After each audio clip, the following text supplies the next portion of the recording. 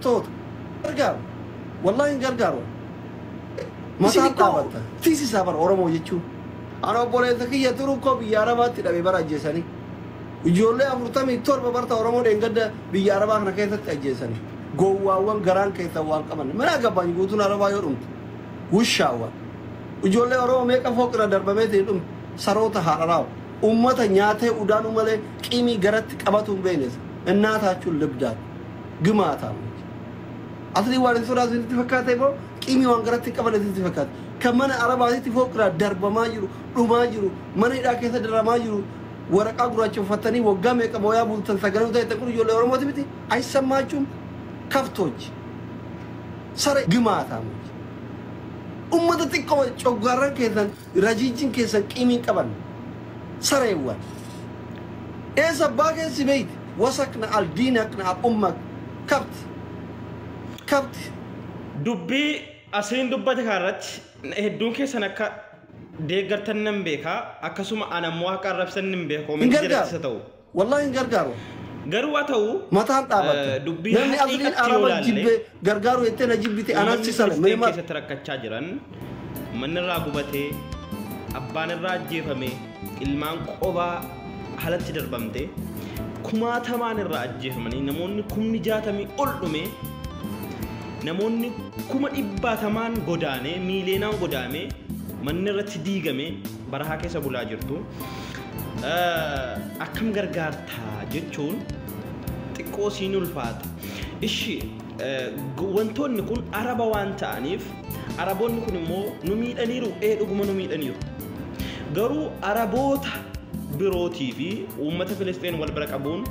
cubbuudha uummanni Filisxeen maqaaf araba jedhaman malee ummata miidhamtoota araboonni illee jara dagatteetiin jirti jara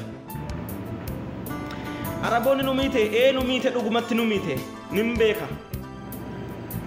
haddi nama nu seena tokkotti nu tuffatte nu mancaaste dhuguma wallaalleetii miti garuu uummanni kun kaleessattoo seenaa wayii irraa qabna kalees nu miidhaniiru mee oromoo kamtu Itoophiyaa kamtu Filisxeen keessa osoo dalaguu miidhaan garaa garaa irra ga'e araba waan taate qofaaf generaalii walitti qabnee garaa kaachuudhaan qabnu jechuudha osoma ta'eeyyuu galatas dagachuu hin qabnu maaliif kanuma imachaa kanuma keessaa immoo araboonni kan nu fayyadanis jiru kan irraa fayyadamnis jirti jechuudha araba yeroo jennu araba walii galaa miti sini galaami araboonni Filisxeen keessa kanaan duras namni dhaqeechi dalageechitti miidhaan irra ga'ee sin jiru ofii hujarri waggaa kumaatamaan miidhamtoota akkuma keenyaa jechuudha nun daratti miidhamtoota jarri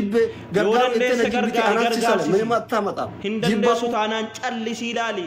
mubaarik gargaarsi waan aga danda'e falyaqul khayran aw la yasmut nun jee ergamaan rabbi alayhi salaatu wassalaam dandeessu waan gaarii dubbadhu dadhabdummoo callisi kun iyyuu sadaqaadha gargaaruun dandeessu dhiisi bakka wallaahi wabillaahi wanta takkitti ati koshoroo ati uummata sanaaf bittu namni tokko nyaateetti gammaddu akka inni qalbiin gammachiisu anaan akka itti qalbiin sitti gammaddu beetta osoon danda'e akkaawuntii sirratti ergeen gargaara anoo rakkataa dhabeetii miti anumtu rakkata garuu wal caalla ammanatti galaan jira bulaan jira jarri immoo kana bishaan dhugaatii argachaa jirtu jarri immoo araba gasiisin taateef qofa miti dhuga araboonni warri kaan araboonni biroo diina jara nuuf diina garuu utuma jara bira jara jirru usuma irraa dalagannu akka jarri nama nu seene numa beekna garuu